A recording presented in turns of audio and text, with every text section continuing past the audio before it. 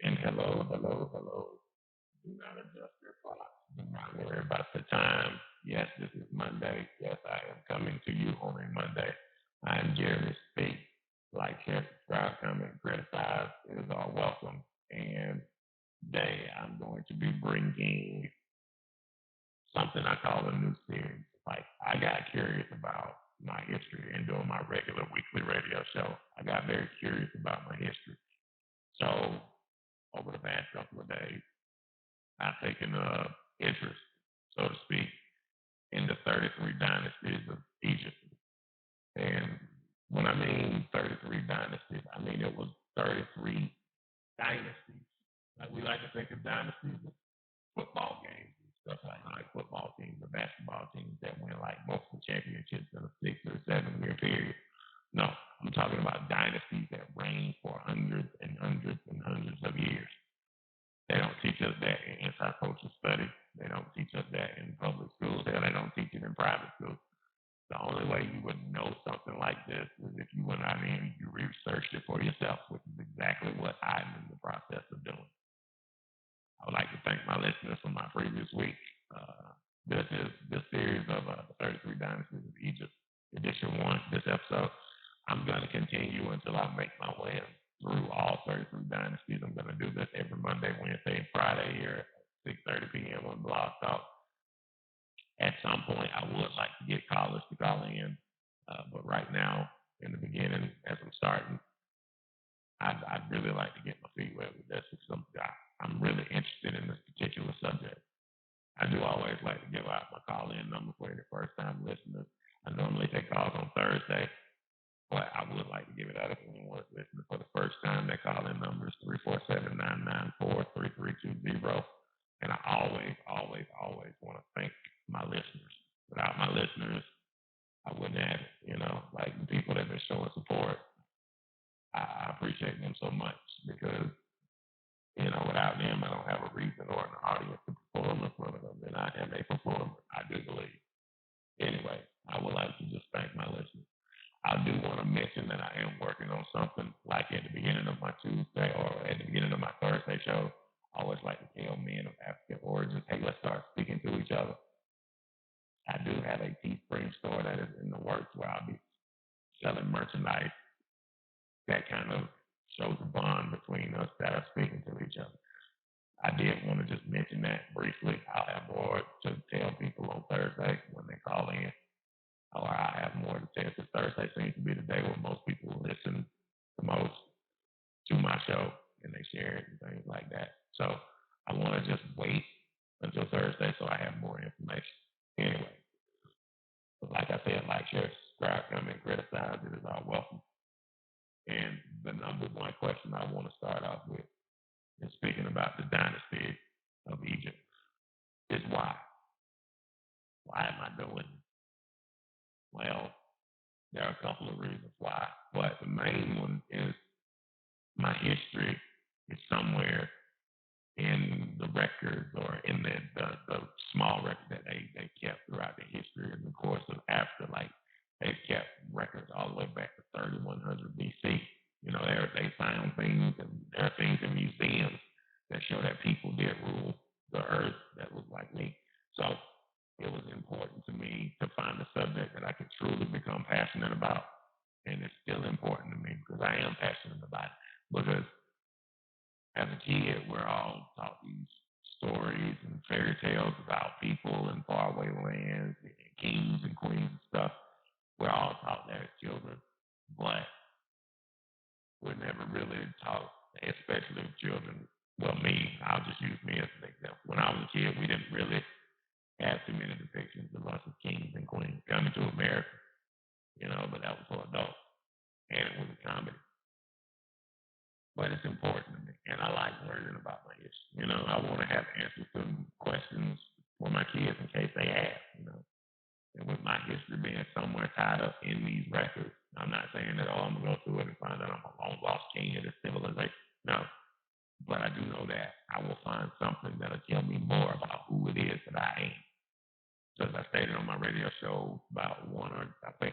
last week and the week before. That all we're talking about our history is Columbus discovered America, slavery, Civil War, a couple of world wars, civil rights, Martin Luther King, present day. And I just don't think that's enough. That's not the story of us, in my opinion. I might want to change that up in some other period. The unknown is exciting. I may inspire someone to go out and want to do their own search for their own history, And in my searching and researching, I want to see if I can inform somebody else of their history. That's pretty cool, right? In my opinion, I think it's pretty cool. I love to find out that I'm a descendant of a long lost king who built a pyramid or something, and actually get proof of it. Anyway, we'll get on to, I've rambled on long enough. We will get on to recap the first dynasty that I spoke about on my radio show before I committed myself to doing this series. And I'll do a quick recap. Well, I'm not going to do a quick recap, but I will do a recap. The first and second dynasty are in the early dynastic period, which is between 3200 and 3035 BC, which that's cited by some sources. But when the unification of Egypt, Lower and Upper Egypt happened, Narmer did this. That's what it says in the Palmyra stone. And that's the first guy who came along and unified Egypt, at least Upper and Lower Egypt. It was a place called Phoenix that was the power center of this time. Like this dynasty had a lot, and I mean a lot of pharaohs in it. Just to name a few, just to recap a few, Narmer or Aha. These names sound like something that you hear today. The Jer, this guy reigned for 54 years. I didn't know that. People actually mistook this guy who's not in our books, our history books, but they actually thought it was the tomb of Osiris. They thought where he was buried. That's interesting. Why don't people tell me these things? They also have a couple of other ones. Horus Bird, and he had a very short reign, but that was around 2900 BC. These people had bowls and dishes and necklaces. And I mean, these things, I actually saw something. It was a strainer. It was a pottery jar. It was a strainer. Like when I was researching the first dynasty, it was a strainer. These people had strainers back. You think of a strainer as something that's smaller, or the fact that they had them back then and the way it looked. It's made out of clay. These people built like a whole country. They built pyramids and everything. So making a dish probably wasn't too hard for them. Anyway, getting on subject here. Then Den was the first pharaoh of this time period depicted wearing a double crown, which I thought was interesting because I had no clue what a double crown was. He was first pharaoh with a full name. I think that, you go Google some of these pictures and like these people don't look like the people that are depicted in these movies. Like it was a movie called 10,000 BC, right? Like whose story was this? Because I'm looking at pictures of ancient Egypt and I'm like, these cats were carving temples and monuments and pyramids just to put their dead in their place, building pyramids, something that people still study to this day. They're building pyramids and put dead bodies in. What were they living in? That these palaces had to be beyond comprehension, and they had tools to carve them by hand. These Egyptians were known for being mathematicians. The pyramids are almost completely perfect geometry. That's something we're not taught. Aliens built it. That was the story when I was growing up. Aliens built it. Aliens did this and aliens. Yeah, everybody did it, but the people that look like the people that are over here and there. Now the second dynasty, I'm putting the first one and the second one together because there isn't a lot of history or a lot of known records about these particular dynasties. It's so short, or it's not short, but it's just, I guess, after 6,000 years, things tend to not exist anymore.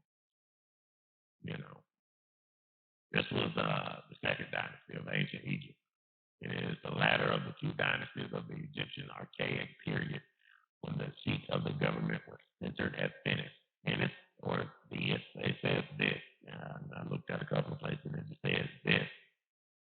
It's it was the capital, it was power. But it's most known. Most of the time period of the second dynasty is known for its last ruler, and I'm going to try not to butcher this guy's name, but I'm probably going to butcher it. Kasek Himwi. Kasek Himwi. Whatever. Kasekemwy. It sounds like something that would be spelled today. Just throwing that out there. Anyway, like this is one of the most obscure periods in Egyptian history. I mean, it had four rulers. Hotep, Nebra, then I'm gonna have to do better with this man. These a couple of these cats, like the Hotep, he ruled for like 38 years, or Nebra ruled for 10 to 14 years. Like what happened? I'm curious just to know what happened in these time periods. These people don't seem to have the problems we have today. Anyway. Mathael, who was the guy who wrote a book or he kept records of what was going on in Egypt. He was an Egyptian priest. During the 3rd century BC, he authored a Greek book about the major chronological source of reigns for pharaohs in ancient Egypt. So he states that Venice was the capital as in the first dynasty, but the first 3 kings of Venice were buried at Saqqara, Saqqara. And that suggests that the power had moved to Memphis. Beyond that, nothing really can be said besides what's found on the Palomero stone. And the stone is like a large black obsidian rock that they carved out pictures and things to keep records for, I guess, us in the future. But of course, there's not a whole lot known about these time periods because, like I said, these are the records were destroyed through wars. Because Egypt's been invaded many, many, many, many, many times. Like they only keep certain things. Like they found tombs of pharaohs, but they also found, like before pyramids, they found structures that were built of wood and mud bricks. That's not stone. That's I guess you got to start somewhere, right? And they did. It was a couple of periods in Egypt where a lot of, I guess you want to call them archaeological discoveries, like paper was used in papyrus. It was used in Egypt at this time. Around this area, it was the first known paper produced during this dynasty. Second, and hieroglyphics they were developed, so they had a language. But what we would consider drawings and scratchings and carvings and stuff, they used as a language. Like these people weren't what we see in movies, like the depiction of what ancient Egypt was. Like, in my personal opinion, I don't even believe that the people that live in Egypt now are ancient Egyptians. And that's just my opinion. I'm going to give myself a clap on that. Okay, I guess I don't have my clap button today. So, they also came up with flax that they weave in the fabrics, which that's pretty cool when you think about it. Like, they use sails, governments were split and called sectors, and engineering was very important in Egypt at this time. I think that's pretty cool. I think all of it's cool. I just wish somebody had told me about it. Like I wish I would have known about this years ago. Like I'd like to go see the pyramids of Giza because now digging through all this, I kind of feel like I know a little bit more than I knew before I started researching. Like I researched agriculture and how people in ancient Egypt in these dynasties, that the first and second dynasty, they were able to produce an abundance of food, which allowed the population to devote more time to resources like cultural, technological, and artistic things. That's the Nile would produce, the earth would produce the food for them to bring in people. Like when you got food, people will come. Farming is depending on how the Nile does. And back then they had seasons, but not like we have. They had seasons, but their seasons were mostly flooding, planting, and harvest. That it wasn't like spring, summer, fall, and winter. The flooding season lasted from June to September, and let's see, the growing season started and lasted from October to February. And Egypt received little rainfall, so the Nile had to water their crops, which means that they had to have a system of irrigation at the time. See, these are not like savages as they're depicted. These people were intelligent. They had medicine. They had advanced medical knowledge. They performed surgeries, they had broken bones. They used medicine. They had milk. Milk was a medicine. The easiest way to see how good they were at medicine, they have papyrus that survived. And it's something called the Edwin Smith Papyrus. It's the world's oldest, largest surgical document from 1600 BC. And it describes the anatomy, examination, diagnosis, treatment, and prognosis of 48 medical problems in detail. Come on, man. No doctors, no surgeons, no, you can't, no insurance. That's okay too. None of this. Like, why am I not told about more stuff like this? And the fact that these cats were engineered, I guess if you don't have TV or the internet to distract you from doing things, I guess it's a lot easier to just build shit, Just build stuff. That's my estimation. And I don't know what I would have been doing. I hope I would have been a guard or something like that. Guard at the door. This time period, bronze works were created. The decimal system, which a lot of nobody really do. Anybody really? I don't know. I ain't been to school in a long time. The decimal system is in use. Mining occurred. Ships were built. Trading took place. Copper plumbing is in use. So just right there, you got bronze, you have a language, you have math, you have mining, you have shipbuilding, you have trading, you have copper plumbing, and you have paper invented. Around 3000 BC, that was the first documented use of medicine. Surveying was performed by engineers in 2700. That's right inside. These are things that other people have come down the pike and taken advantage of and taking history, taking credit for. What is that? To tell you, like we can't give credit to these people. Like I said, I saw a picture of a strainer earlier.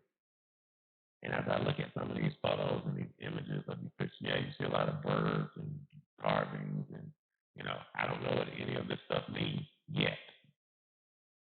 I do plan on finding out.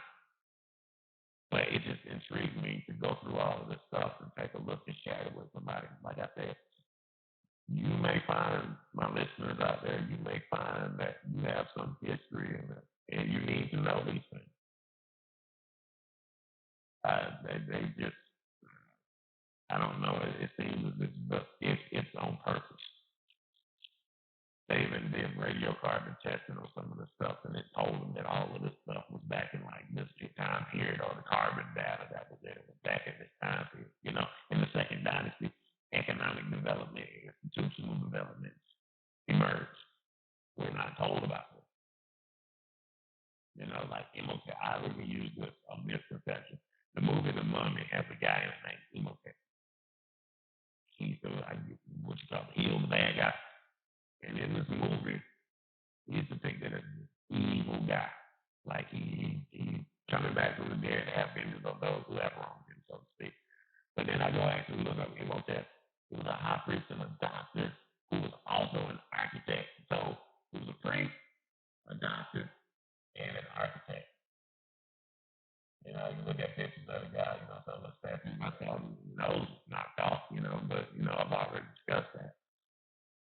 I mean, people worship this guy as a god, which I don't think any man should be worshipped as a god, but he actually kept like they say paperwork parties. I think that's a slang term for people going to jail or whatnot. Paperwork parties. God had his paperwork on him to show people his scholarly nature and his scribal assistance. That means that he had his papers on him to show people, hey, look here, I ain't a dummy. I do know what I'm talking about. He was a medical writer, but that don't even exist. He is thought to have written that papyrus, Edward Smith papyrus, that consisted of 48 entries, 27 which are head trauma and 6 which are spine trauma. Spine trauma. They know about spine trauma in 3000 BC. BC. I'm thinking this concussion thing is something this concussion thing is new, and CTE is new. This cat obviously knew that you could hit your head like they have a treatment listed on one of the sources that I think they got a treatment listed. But he said you needed to do. Let me try to find the treatment. Yeah, all right. I did. I said it. Examination. It's of course, it's been, altered over time, I believe. But I'm going to read real quick what it says. Thou examinest a man having a wound in his head, while his wound does not have two lips, penetrating to the bone of his skull, but not having a gash. Thou should palpate his wound, or should it lay thy hand upon it. Thou find his skull uninjured, not having a perforation, a split, or a smash in it. Straighten it. Thou shalt bind it with fresh meat the first day, and treat it with grease, honey, and lint every day until he recovers in the head. Now, I don't agree with tying a piece of meat to your face. I don't agree with that. But this guy obviously thought it did something. But he said until the wound recovers in the head, he knew what a concussion was. They use herbs and stuff to treat. They use herbs to treat things back then. Now, you got a pill on TV for everything you can think of and some stuff you haven't thought of. I've met a few hypochondriacs in my day, so, none of this stuff is like I said, the cultural evolution. They had funeral practices in the first dynasty, which included like rituals. I'm not gonna say ritual sacrifices, but they weren't human sacrifices because they would think based on their religion, because they were very religious people, that these people needed to go with the king that died to guide them in life. One guy had 338 people buried with him when he died. That is very insane to me to think about. All those funeral practices. The rich people, of course, they wanted some more. They started constructing like step pyramids and crap like that. Like I think step pyramids are the smaller ones.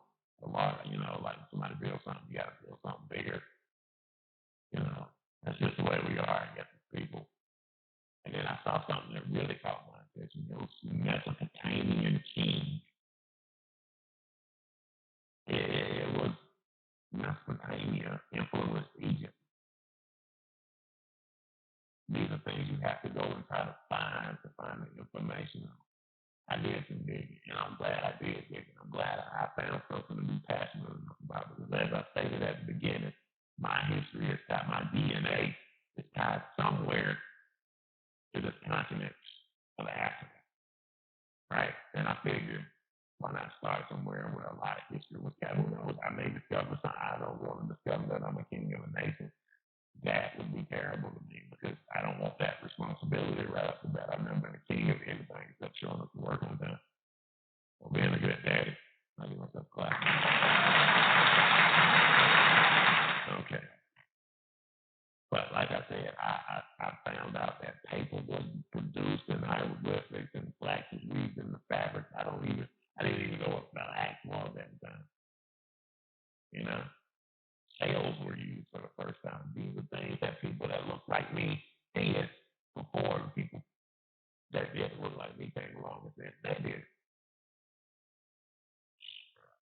And I'm glad I went and looked at it. I don't expect to find everything that's true.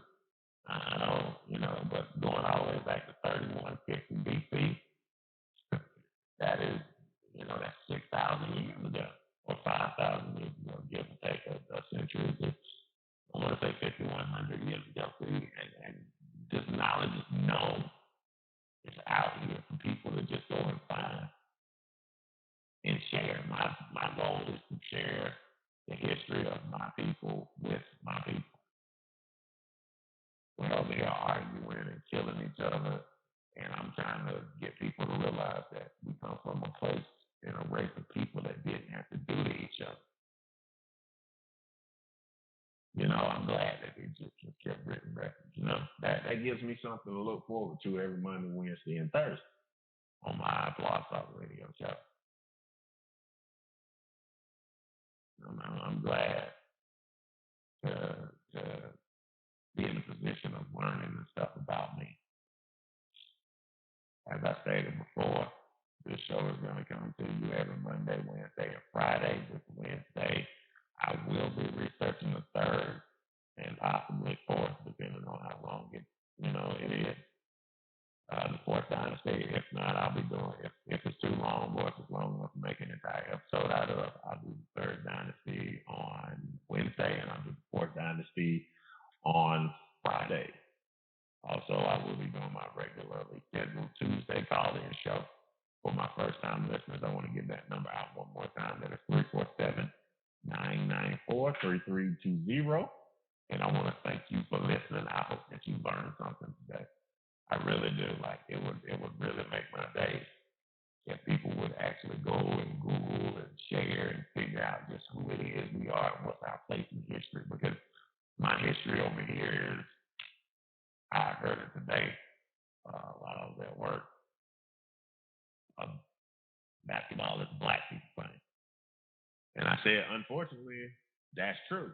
And what I meant by unfortunately is that's so pushed into our brain that that's what we are. That's all we try to be. Rappers, basketball players, entertainers. No, that's not the story of us. That's the story somebody has told to us, telling us to believe. And I just absolutely refuse that. I was just put here to entertain. I believe that I came from kings, queens, engineers, doctors, pharaohs. I believe that this bloodline of mine goes all the way back to ancient Egypt. And I want to find out exactly who it is. I did read something, and this will come a lot later. There was an ancient map that showed Egypt and showed Africa. It looked different. It was from the 1700s. And it showed me what Africa looked like before it was invaded and taken over.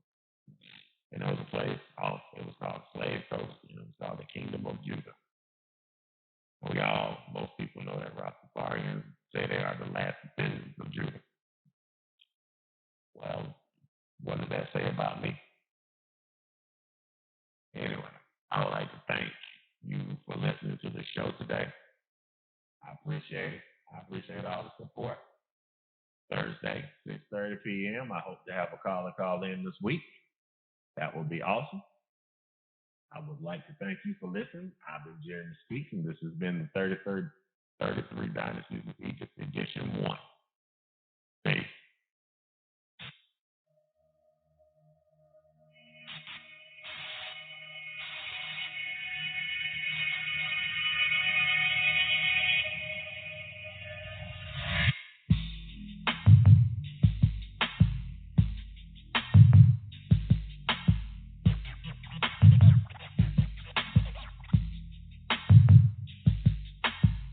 Guerrilla tactics, time for warfare. Yo, we came to battle. Yo, we